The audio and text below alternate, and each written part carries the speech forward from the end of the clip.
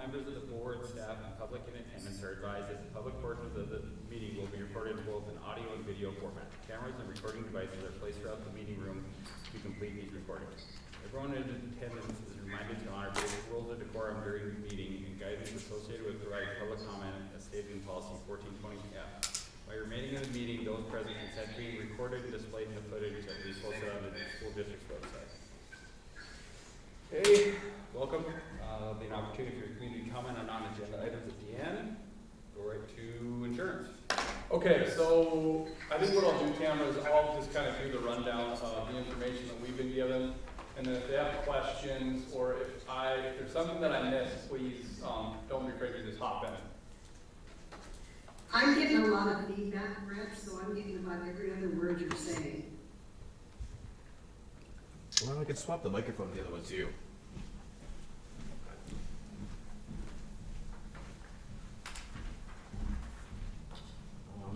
Swap the microphone real quick.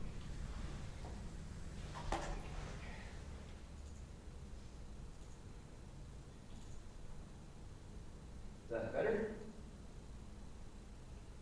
I think so. We'll go with it. Too small of a sample size. Okay, so I'm going to go through the information that we've gotten over the last week and a half-ish. And if I miss something, just hop in and you can, don't be afraid to ask or whatever you want. Okay, so basically what we're looking at with the bridge health, so the decision we're going to have to make tonight is if we're going to commit to this.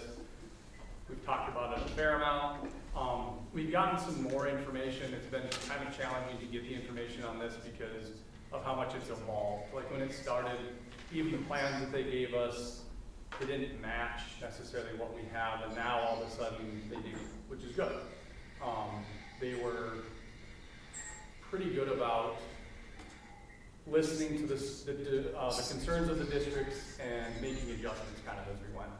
So I'll go through everything that we know about this, and then we can kind of, if you have questions, I know, Amy, you had a couple questions. We can kind of get some of that stuff answered, and we'll make a decision on this here this evening. So looking at as far as some of this, like we really have to look at originally, so what they quoted us. Do you want to mute your mic, camera? Maybe that'll help on our end. Yeah, maybe that'll help. Hold on here. Okay. So looking at what they gave us, and we compared that to a 10% increase from JPT, which may be a little high, maybe a little low. It's hard to say. It's going to be pretty close to the average, we would think. So we're looking at approximately $7,000 per month, which would be a cost savings of $85,000 in the first year. We met with John Duran, I couldn't remember Judd's last name, and Brad Moore. They answered some questions last week for us. So the plan that we have is Cigna, and then Allegiance is the TPA with a 3-year contract. And then Capital RX is going to be the prescription group that we're using. Vision, Dental, and Life are going to be worked out within the next month. They figured about 30 days-ish from when they get this thing figured out, they should have all of that, along with Life. So we would be in the Tier 1 pool. That's going to be a pool that has insurance traditionally like what we've had. The Tier 2 pool is specifically for the self-funded pools. Individuals that already had a self-funded plan, so they'll kind of continue on with that model as we go through this. So as far as the renewal goes, so I got clarification on this today because there was some confusion on this. So you go through your first year, everybody is going to be given the same increase. So everybody in the pool, every school in the pool is going to get the exact same increase on the premiums. They figured with the pool of our size, that's going to be on average. And again, you can have a bad year, you can have a good year. They're thinking about 3.5% to 5% increase. If you compare, conservatively to an increase of 8% from JPT, you're sitting at anywhere from 3 to 4%, I would say minimally, that you're going to be saving after the first year. So second year, this is where things get a little bit more tricky. So in the second year, everybody gets the same increase. And then they do what John is calling micro adjustments. So the top 10% performing in the pool as far as their claims, they can have as much as the maximum of a -3% increase. So they could actually get money back. The bottom 10%, they're going to adjust theirs according to how their claims went for the year with a max of 8%. So in that year, if the whole group, this is where things could get a little bit high, is in some of these years. Let's say that we as a group, we took a 5% increase for everybody. And then on top of that, Sidney Public Schools has a bad year with our claims, we could be hit with an additional 8%. So that would be a 13% increase in the third year. So those adjustments happen every other year. So then the fourth year when they come back, it would be just a pool adjustment, everybody gets the same increase, and then that next year they would go back to everybody gets the increase, and then if you're in those two different 10%. And then it was also, John did say, if needed, if we have to use those, if this thing is going where it should be and performing in that 3.5% to 5% with the increase per year, they don't necessarily have to make that increase for those 10% at the bottom. But I would almost venture to guess they're probably going to do the same for the 10% at the top as well. So, and then really after year 3, that's when they're going to sit back and take a look and kind of evaluate how this is performing. So that's also the year that we could get out of it if we don't like where it's performing. So we would go probably going back to your Blue Cross Blue Shield, your JPT. I mean, you're going to be going back to another different type of insurance or a different insurance company. So in all reality, like, as long as this thing doesn't see a lot of outliers, it should outperform what we're doing right now, and we should save a fair amount of money over the long run. As you started to kind of look at those, like, it's just hard to guess, because one year you might have, let's say that you are in that 10% of the bottom. Like, the pool might have a 3.5% adjustment, but with where you're sitting, you know, you might end up with an additional 4%, not necessarily 8%. So it's not as easy as just saying the max that you should ever get is a 13% increase on an every other year basis, because it could be, you know, over those 2 years, you might only have a total of a 6% increase or a total of an 8% increase. So that's where you hope that the plan goes, but there's no like crystal ball for this thing. As far as the coverage that we're going to get, in all reality, it's going to be a little bit better, only in terms of the network is going to expand, so you will have many more providers that you'll be able to go to. So like for your people that like the doctor in North Dakota, some of those that are out of network would probably now be in network. As far as the prescription plan, they did look at the claims from the state pool, and they would have saved in the 24-25 year, if they would have been with Capital, they would have saved 24% on those claims. I think the prescription side, and Tamara can speak to this after I'm done. I'm not an insurance expert, but this is just the information that I know, but it does sound like the prescription side is going to be, it should be very good. Tamara, Yeah. do you want to maybe just add on to that a little bit, or if I misspoke, please jump in.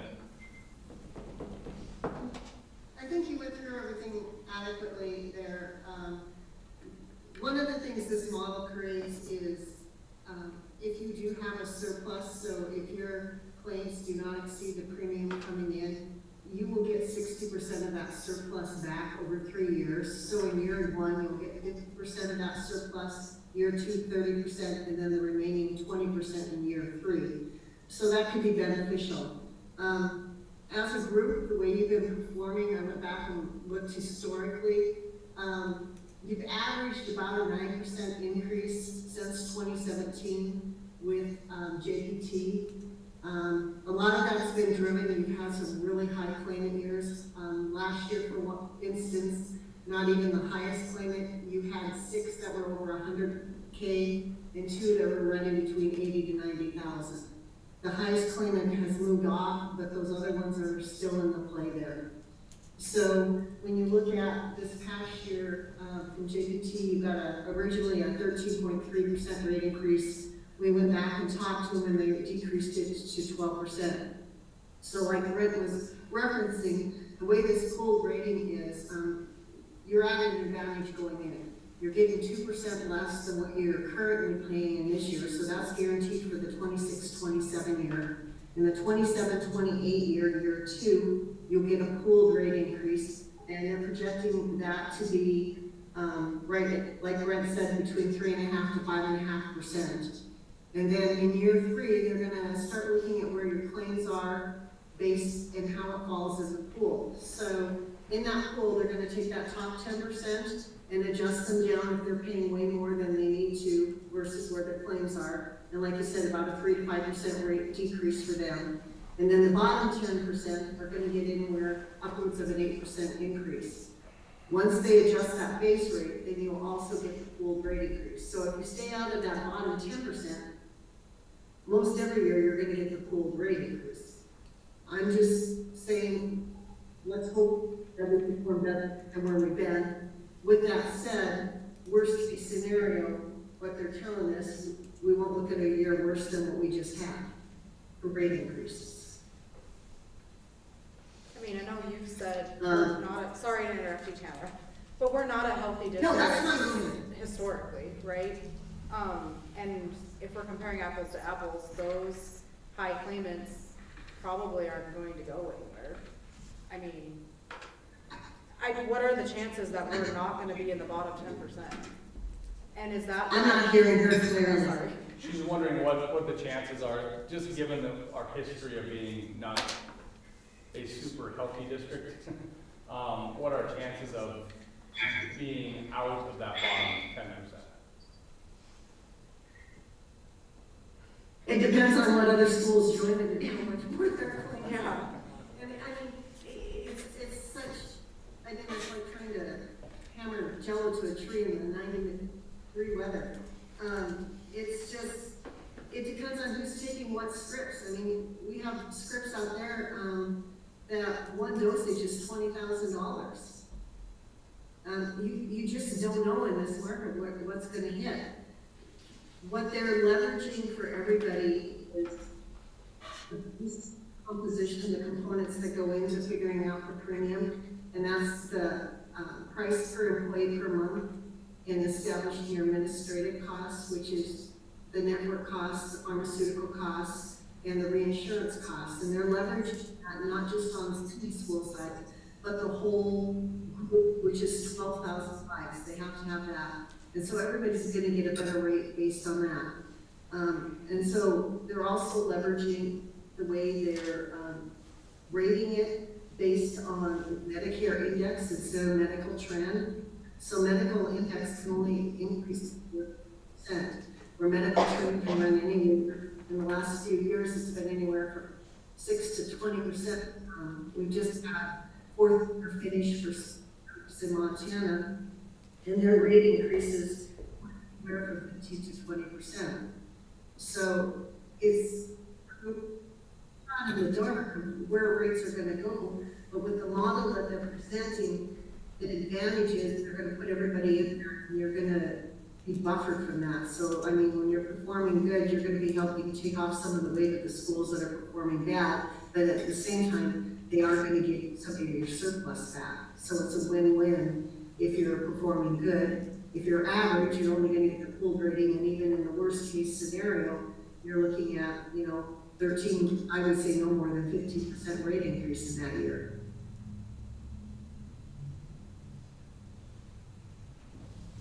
And that would be, I would think the 15% would be absolute worst case scenario.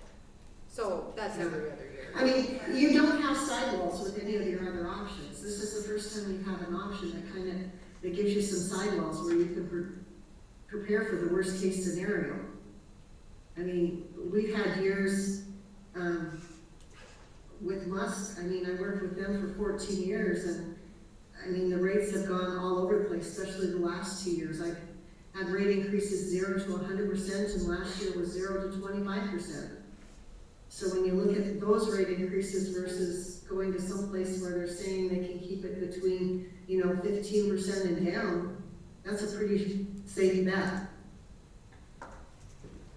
For each of these policies, have we checked locally, like Capital RX, like having worked in the pharmacy here? People walk in the door, local teachers, they want their prescriptions today. Do we know that Capital RX is going to be accepted locally here? Can you repeat what she said? I think I got it, but She's wanting to know if we know for sure if Capital RX will be accepted at like clinic pharmacy in Sidney. oh yeah, so they worked with a lot of Montana broker that I work with on my other supplement plans. And my understanding of the way the pharmacy is going to be written is that you're going to be able to do both 30 and 90-day fills locally. So they're not looking just at CVS or Caremark. They realize that we have White Drug or, the City Health Center hospitals where a prescription card. So people are going to be able to go get their scripts locally. The one thing you have to realize, no matter if you were going to this group or with your current carrier, they switch to PBM. There's always formulary differences. They're subtle, meaning that somebody might be on one drug and it might not be on the formulary, but there's another bioidentical that they can take. So there might be a slight disruption. That happens if you go out for bid and go to a different carrier. I don't think it will be a problem. It's just something we'll have to work through. So my questions, I think, I don't know if I remember them. Are we locked into 3 years? Yeah, So- so we get into So- the first 3. Yep. The way the law is written, it's a 5-year commitment with a clause that's in year 3. I believe it is 1.5 of the Medicare index. If your rates are higher than that, you have to give 180 days written notice. And prior to them changing the language here last week, you were going to have to do a payout on claims. So you can look to leave. But if you think about it, if you're performing really bad and you got that 13%, other than going to a fully insured product like Blue Cross Blue Shield or Pacific Source, you might be able to get back into JPT and you might not. I've written a lot of groups with him over the last 8 years, and there's some schools I'll take to him and he'll just say, no, we're not going to quote him right now. I can't beat what they currently got, and I'm not going to bring that risk into my pool. So you're saying that if we jump ship at 3 years, we might not be able to get back to our insurance right now? I mean, that's always the case, That's a risk. when you leave a group, whether or not they want to take that risk back on. Will we always I'm not have, saying it couldn't. yeah, if we waited to join the new program for, say, 2 or 3 years, is there any advantage besides saving the $85,000 a year potentially to join right now? When you come into the trust, whether you come in year 1 or year 5, you still have that 5-year commitment. That's the way the law was written. But there's no advantage to So- joining the very first year besides the initial potential cost savings on the $85,000, right? There's not like a Right. bonus, like if you join right now, buy 2, get 1 free, or, you know what I mean? Like, there's no. No, it's not that. The big push why there is such a timeline crunch right now to get this done is they've got to get it validated. Per way the bill is outlined, in order to get that $40 million released so they can move forward, because Rich is going to have to hire employees and get plan designs and finalize a lot of this stuff so that starting July 1, they're ready to roll and have cards issued, plans set up, and everybody ready to go in the system to have coverage on July 1. And do we have the printout of the premiums handy? Were they identical, comparable? The plan? Yeah, Yes. okay. That's one. Yeah, the plans are identical. Yeah. The only thing that's not there quite yet is the vision and the Dental and life. Yep. Yeah. but that's, And all the rest of this we have like in writing, right? It's not just like, we're gonna do that.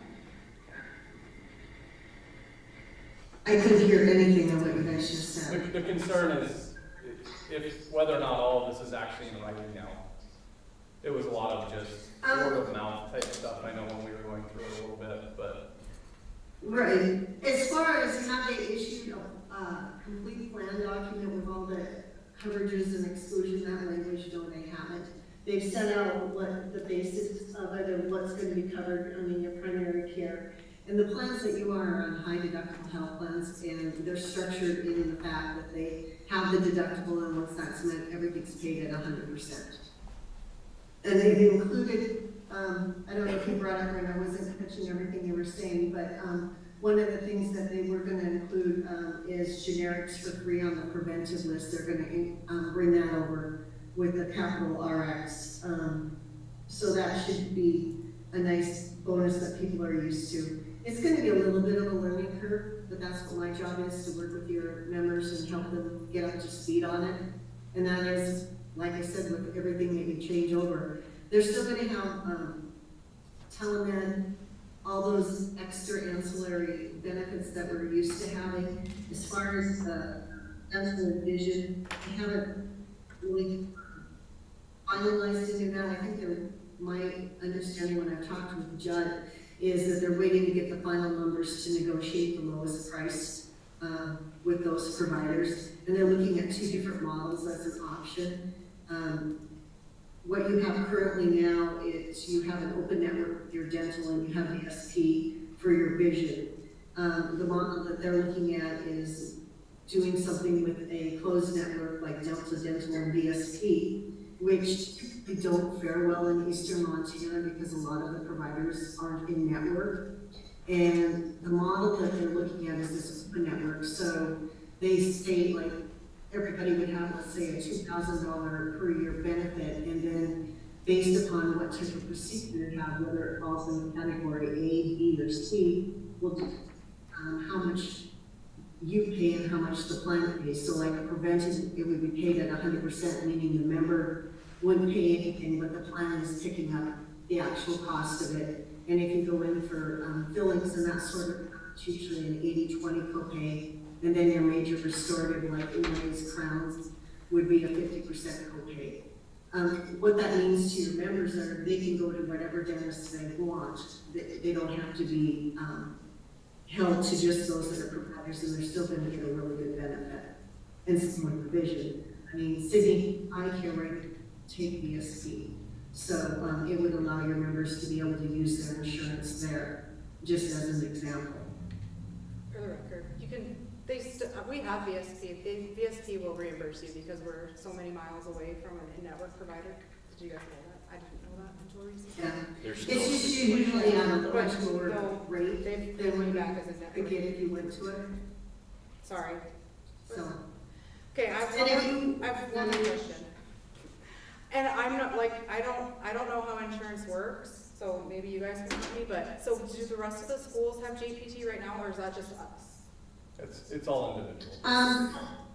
So like, but I'm just wondering if other schools are leaving JPT en masse, does that mean JPT's premiums are gonna increase at a higher rate more often? Or is there not- JPT isn't just school insurance, they work with county insurance also. So it's a more diverse group than just schools. Okay. Thanks.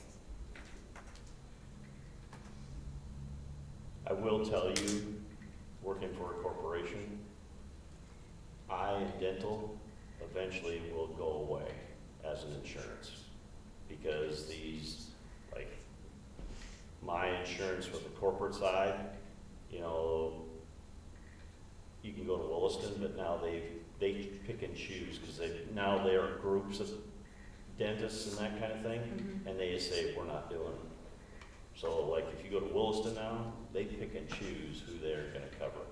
I mean, my dental's not good anywhere in North Dakota. You know, we have 6. And that's the advantage of going to an open network, because the way it works, they pay to the 90th percentile of UCR, usual and customary reasonable charge. And then, I mean, you can have instances where the dentist will say, you might get a balance bill.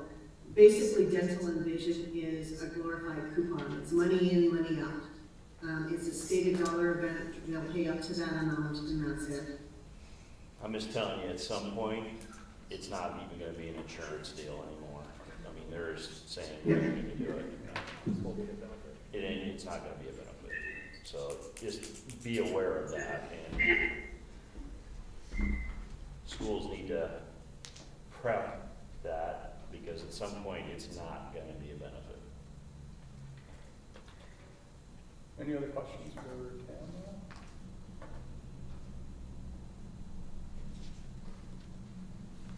Nope. Okay, so now it's, Thank you, Cameron. yes, thank you. Yeah. If you want. Have a good evening, guys. Thank you. Okay, bye. Do we have a contract we have to sign? Right now, Or just, do we just give them an indication? we do them a verbal. They'll send me like the paperwork to make it a little more official, but I just have to let John know. by then. What's the deductible? It'd be 1,730 for nothing. Which is what it is now, right? Well, and there's an increase next year. Right now it's 16, 15, 30. Would you say that 90, what percent of the enrolled members right now are on the, what, high deductible? Oh, yeah, but for us, 90% of our staff is on the single high deductible, at least. It's probably even higher than that. Just because, once you get into the family stuff, it gets really expensive, so. Okay, what is an average amount that our teachers have in their HSA? Is that, We don't put money in there. oh, we don't? No. Oh, okay. They can put money in it themselves, so they can Okay. invest in it. There's not a lot of them that have it. No, Oh, I thought you said the teachers have it. they have the ability to have it, like I have an HSA, Okay. Yeah. I think. You have to elect to have it. Yeah. Okay. That was one of the things that, Lindsay was talking about as far as creative ways to, Yeah, I missed that first meeting when she talked about it, but yeah, okay. What's the teacher's feedback on this? Insurance committee met on Wednesday, and their recommendation is to move to bridge. So what's a family deductible, just out of curiosity? 6,800. Pretty cheap, It is. And really cheap. And the coverage that we currently have, given that they changed that, when it was gonna be a 70, 30, that wouldn't have been good. Because then you, like I said, you're like one, misfortunate event away from filing for medical bankruptcy, basically. I would not, I was very skeptical of this when this started, just because of how good our insurance is right now and how good they've been to us. But I don't see where this insurance that we're going to get, it's gonna be just as good as what we have. And to me, in some ways better because of the number of providers that we're gonna be able to bring in network. there's so many things that are just like unknown. I like to know exactly, and it seems like everything has changed so fast, which I appreciate all the feedback. I mean, that they're listening to people's feedback, but also it's just like, why wasn't, I don't know. It seems like it's so changing so much that I'm worried that it's gonna continue to change and not in a necessarily positive way. Right, but that's where their board, because right now they have a temporary board. That's where their board is gonna have to make some of those decisions. And I think the biggest thing for Eastern Montana is they need to push to get representation on that board. Because right now, the closest representation we have is Brad Moore out of Lewistown.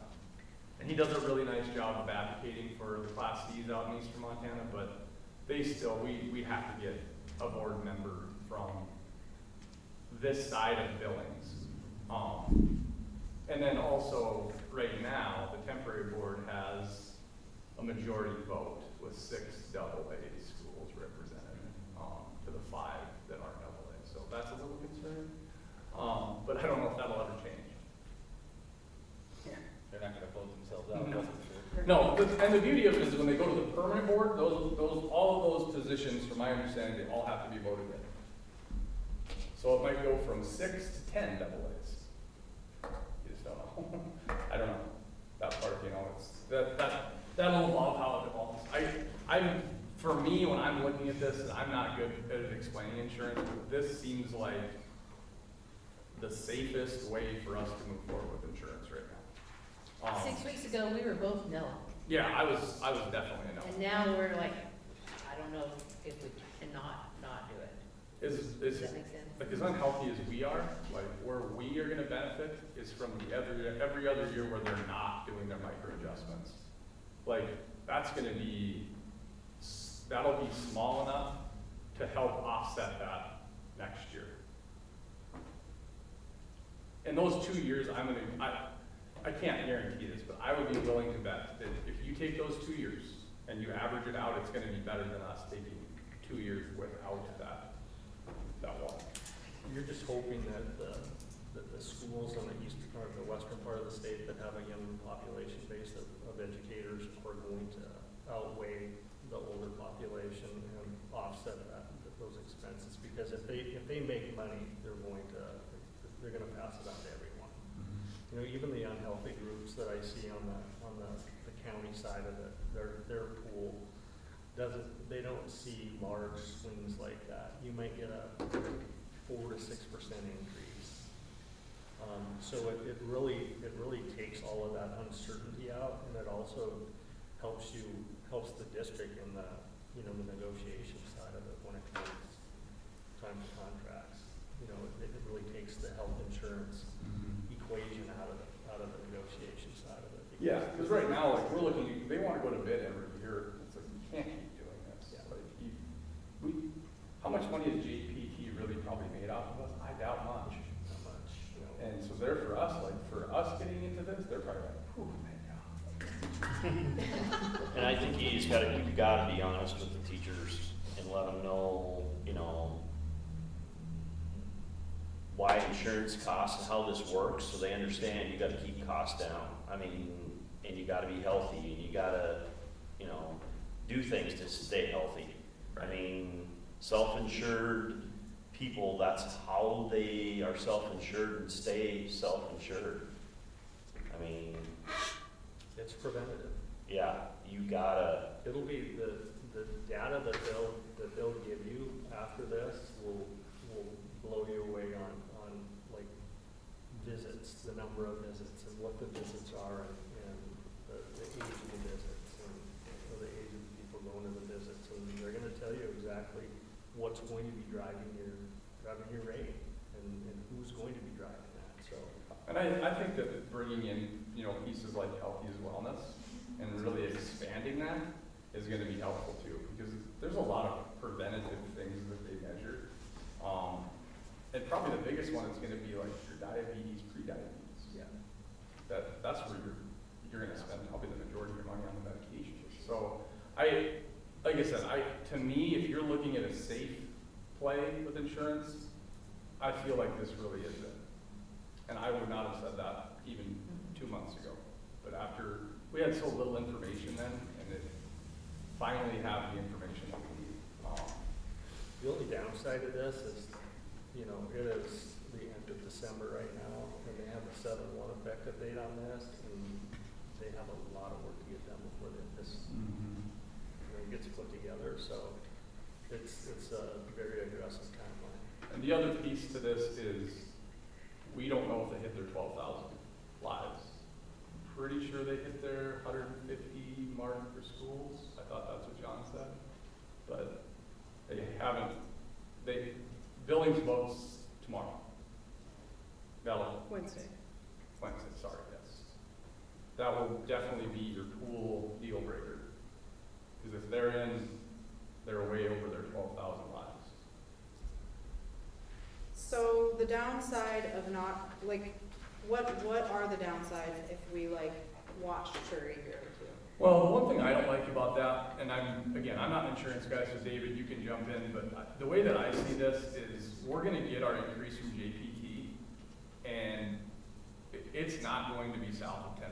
I just don't see how it possibly could be. So our new quote this is not gonna be our quote then for next year. You're looking at our 10% increase that we're taking this year, plus whatever increase they might have to add because of our claims. So to me, it's like, yes, we're getting a better deal here, And we know that we are, because if we come out at an 85% savings, we know we're getting a better deal right now. You know what your rates are Yeah. already, and they're lower than what we're paying right now, and you can literally probably bank that you're gonna get a minimum of 15%.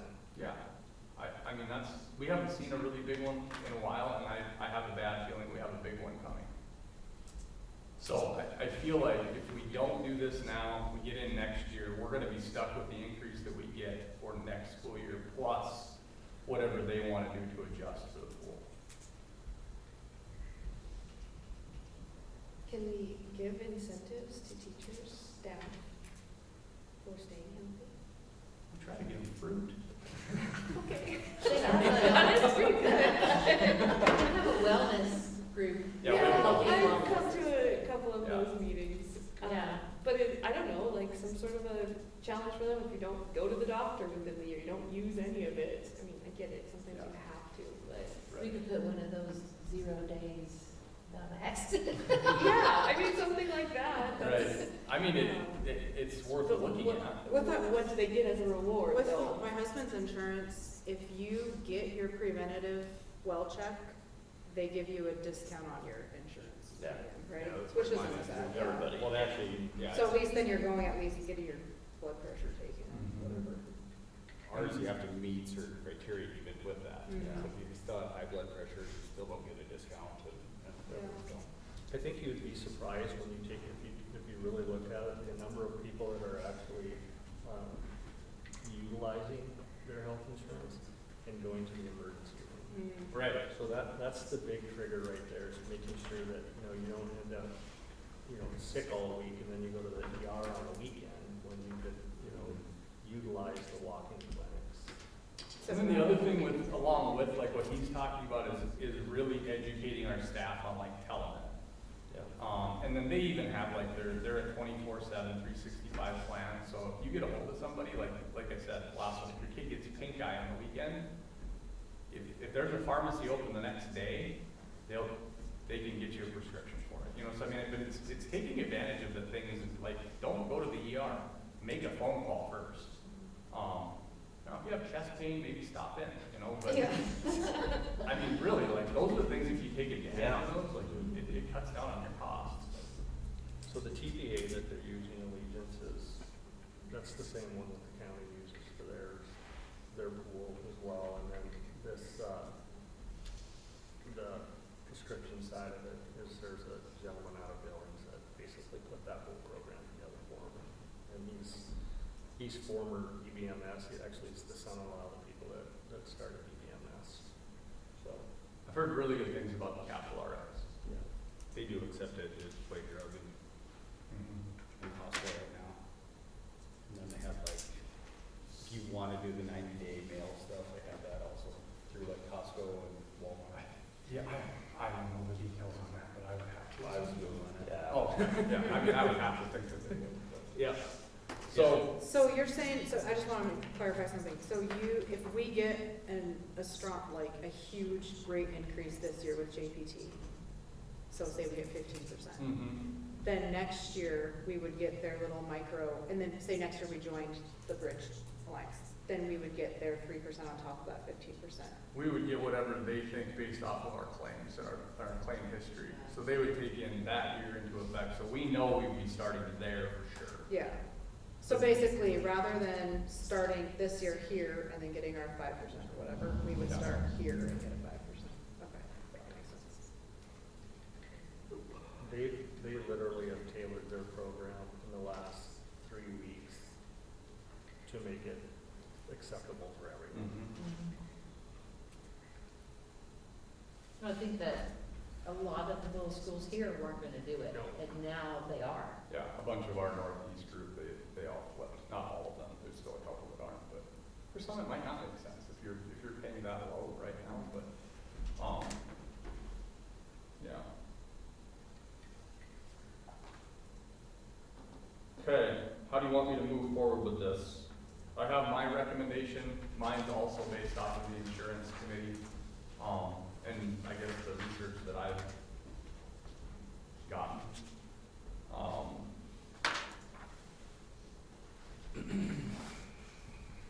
Okay, do you have a motion to commit to to the Bridge Health State Insurance Trust starting the 26-27 school year and reviewing the plan in 3 years to determine whether we continue to use insurance or look for another company.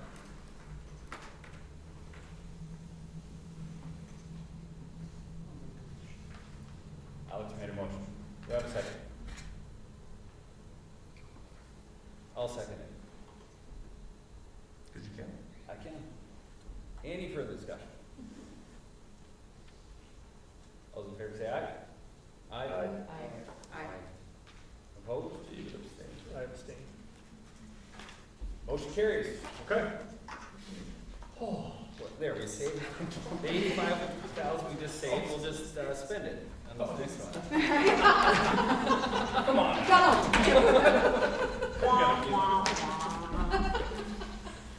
Okay, so I emailed Martin the questions that we had about the buses. So just for clarity on this, we had 3 quotes to replace bus 10, which is our special education bus.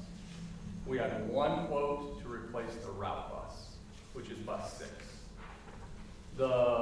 Any of the buses that we get straight from Bluebird, they have to be built. So okay, so we had the one from, and I have this on here, so the one from Hartley buses out of Rugby. That was an 18-passenger, gas, yep, thank you, with, and that would be 140,000. If we went with that one, we could have that as early as we make the payment, because they have it currently in Rugby, ready to go.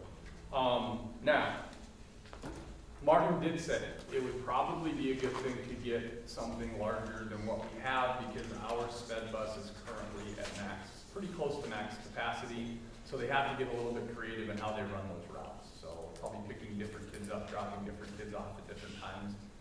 So he did think that it would be, if we decided to do it, it would be helpful to get a bus that had a higher capacity than the 16 that we currently have. So those 2 are the 26, which is on, it's not numbered, but that should be the very first one that you see that comes from the Bluebird Body Company.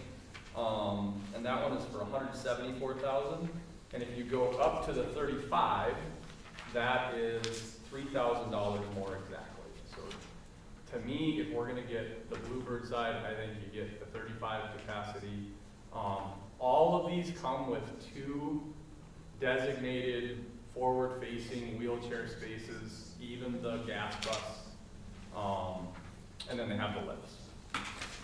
So to me, if we're gonna go with the Bluebird side, I would go with the 35 capacity. The route bus, given it's the only one that we were given, but he did say, when we go with Bluebird, we at least know of the places that we can go to get repairs done. Like there's places closer than if we go through other groups. So that's why he wanted to go with this. Plus that's kind of our entire fleet of route buses. So it makes sense of why he went with this. So are we not doing the 18? We're still discussing that. So Martin also, So essentially we have 3 options? so there's 3 for bus 10. Yep. So this is what Martin said about the diesel versus gas. The main difference between the diesel and gas buses is the chassis, heavy-duty frames for diesel drivetrains. I personally like the diesel-driven buses. The drivetrain will outlive the bus for sure. The DEF system eventually gives us issues, but the buses run super clean and you can't even smell diesel in them. The heavy-duty chassis is exactly what we need to run our county roads.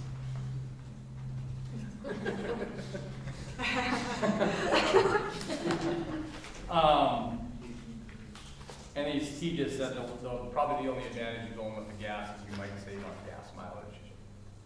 And then he quoted allegedly. So he was definitely in favor of the diesel. And then it's set up the same way as all of our other buses. So if he needs substitute drivers, he doesn't have to train them on how to drive the other bus. So this is my recommendation and how I would do this if we decide to get a both. And we checked into this and Bluebird's good with it if that's the direction we go. We can pay half now and half when they're done. So normally they just have you pay when they're done. But what that does is that would allow for us to pay basically for one of them out of this year's budget and then one of them out of next year's budget. And then we can look at some of those permissive levies as we set our budget for next year and potentially look at raising some of that to help offset the cost of the one in the second year. But Tracy and I'll talk about that. You gonna mess up depreciation at all? No, no, we have money in there Okay. to get the bus. So we can use that for one of them this year and then put more in there and then put more in the transportation budget if we wanted to eat up some of the cost of it. And that's how I would maybe go, because we really haven't done like a mill levy in a long time. And those they're non-voting levies that we can increase, it's just if we don't use the money, we have to give it back. Better get used to it. Captain Thomas, staring at over there. I'm not. I'm just telling you because oil money is going away. You gotta quit running this district off oil money, it's gonna go away. Oh, yeah, Yeah.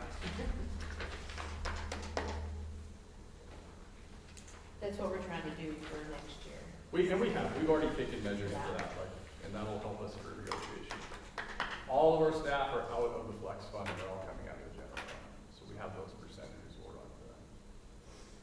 Which was kind of our goal 5 years ago, so. And then in the early part of 27, when we get these other buses, we're gonna sell. They'll sell the other ones, yeah. We'll use these for a year, and we do have the one bus, because we just bought a route bus a couple years ago. We still have we kept that one as an extra that we replaced, so we have an extra if we need one. So, I mean, last week these were vital and need to be replaced now. I know. Now it's, well, as long as I get the bigger one, I can wait a year and a half. Well, but the 26 is gonna say, well, we can get the gas too. I mean, he did say that's a fine option, but. I would say we should stay with Bluebird. I'll Well, make a it's Bluebird. recommendation. It's a Bluebird, it's just a gas. Yeah. But it's a big, I mean, I don't know. We know that we have a lot of those students that we're moving around. Right, no, I get that. But you're moving around a lot in town. Yeah. The gas is fine. Yeah. I'm not gonna need the bigger chassis. I mean, it's just, this always just happens, right? Mm-hmm. Man, if we don't get this bus, I don't know how we're gonna do it. But I will wait a couple of years if I get the one I want. Yeah. You know what I mean? Like, almost at capacity isn't at capacity. Well, plus this has 2 more spots than right now we have a 16 passenger one versus 18. Right, I mean, I'm fine with either one. I've been in favor of making the purchases we need so that we're good down the road, but it's just kind of a, The way that I guess I'm looking at it, I understand what you're saying. I'm looking at it from a standpoint of if we do this now, this may help us if we don't, when we don't have the money to pay for it. Right. You know what I mean? Yeah. Like, it's kind of just like, we might be saving ourselves some down the road, but right. it's not, honestly, as far as it goes for me, I don't have a preference on whether we do an 18 capacity or a 35. Right. I'm just saying, if we go with the diesel, I would go with the 35. Right, yeah, it doesn't make any sense to get the 26, No. for $3,000, when you can fit 9 more kids. I mean, you could essentially use that as a backup route. Right. Or be more convenient for field trips or whatever. Right. You have, If you need the lift. yeah, if you need to live for that. Yeah, I'm fine, it just, this always happens. It does. We can't possibly schedule something if we don't have this, and then, oh, okay. It's no difference in our computers. Well,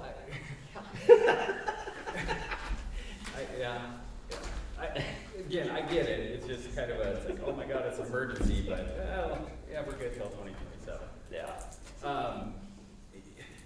Yeah, prices are only gonna go up, we know that. Yeah. I'm not I mean, concerned about like the route being like 18 to 36 is a much bigger bus. Yeah. Is the driver gonna be happy with that? Is it an in-town thing? I mean, I don't know. driver and What is happy there? don't go along anyway, No, right? she's not happy with it.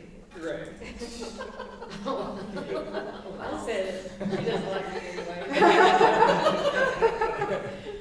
I don't know, it's, I'm just wondering about convenience. That would be. Right, yeah. he's our guy though, he's the guy that, He must- is dealing with this, so we gotta depend on him. Yeah, to I make guess the I right don't, decisions I didn't for put our it in district. memory of where this bus Well, goes it sounds like every you have day. to, like, pick up all the Wessex kids, drop them off, then go pick up Central It's kids just and my drop them 2 off. cents on it. Are they I'm kind not of? sure, I see her driving. A lot of these are like, they go to houses. Yeah, Yeah. yeah, recreation stuff. Yeah.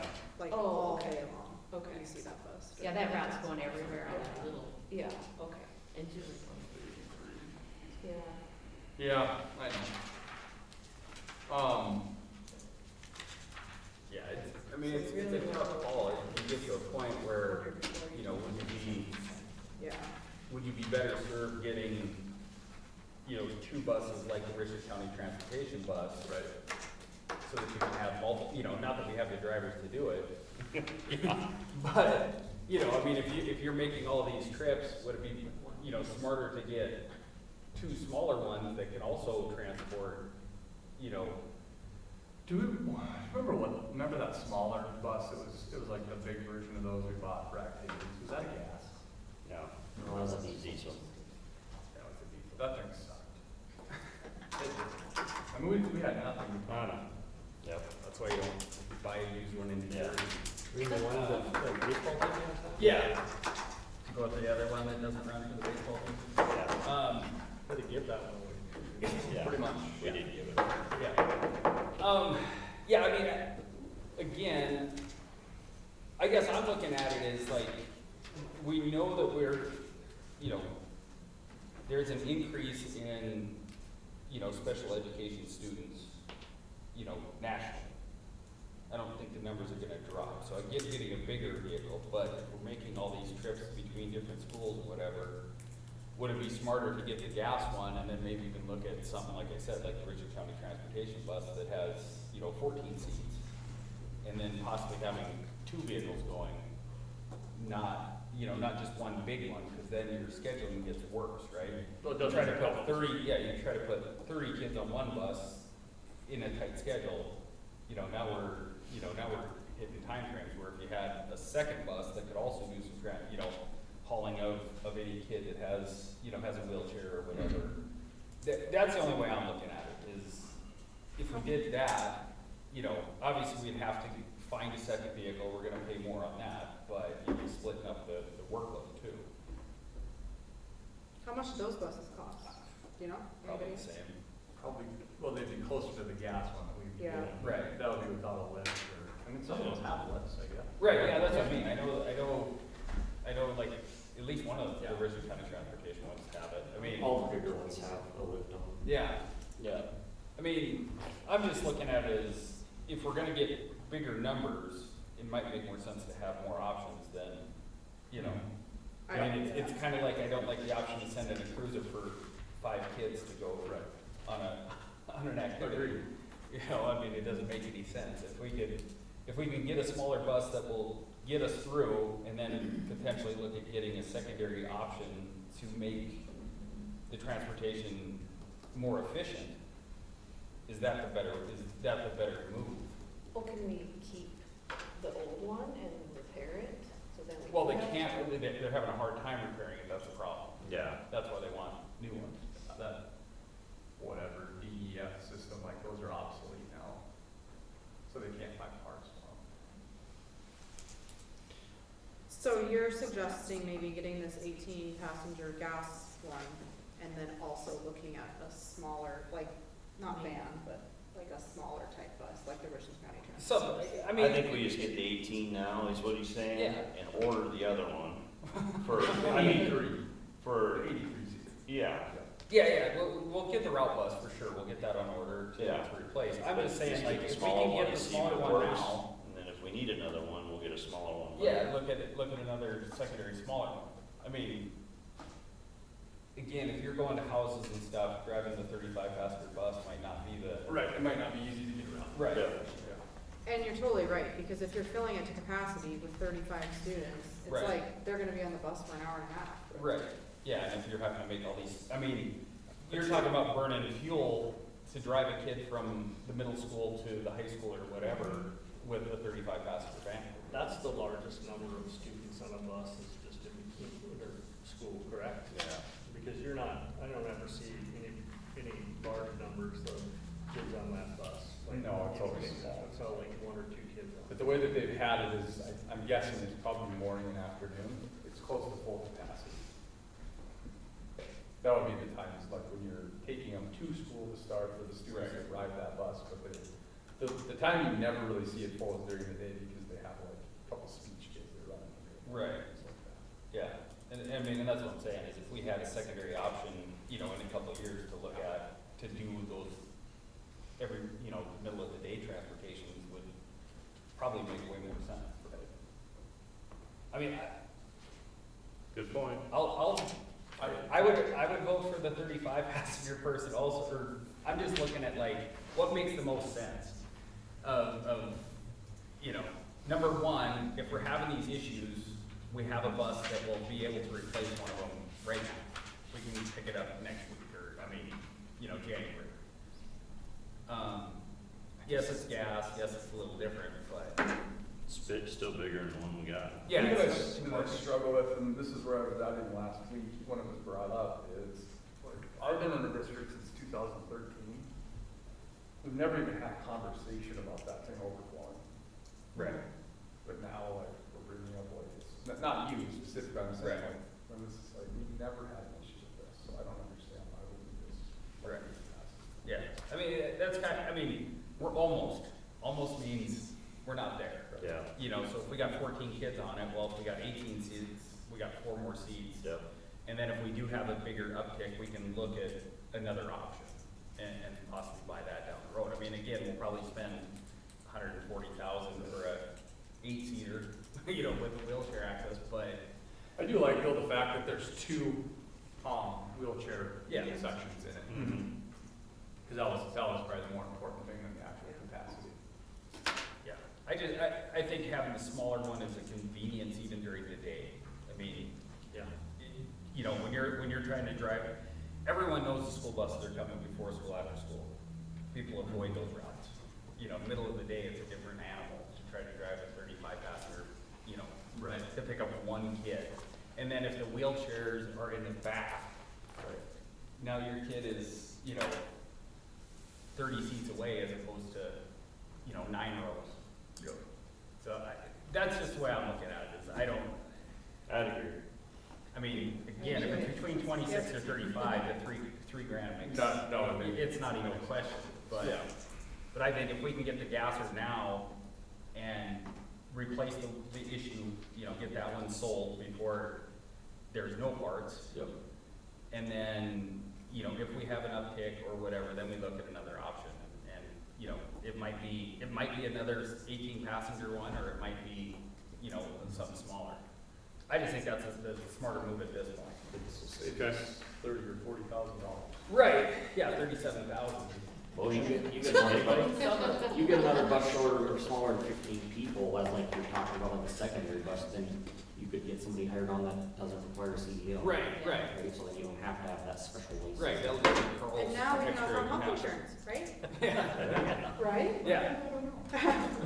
We'll see. No, that's just the way I'm looking at it, is let's save a little bit of money and replace more in kind right now. I mean, we're not seeing an uptick in students, we're not seeing an uptick in the need for this, so rather than planning for the worst case scenario, let's save a little money and move forward now and then deal with it down the road.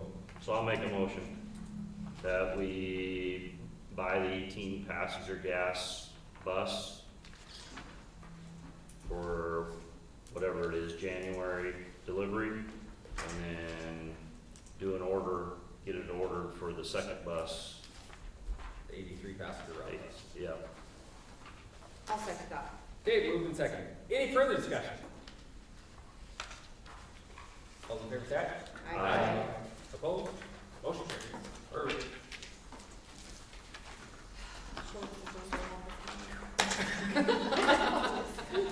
Thought we were gonna buy the bus company there for a minute. Okay, do we have some new hires, or? We don't, No new hires? I just put them on there just in case. Yeah. Anybody else have anything? No one wants to go twice? Thank you very much.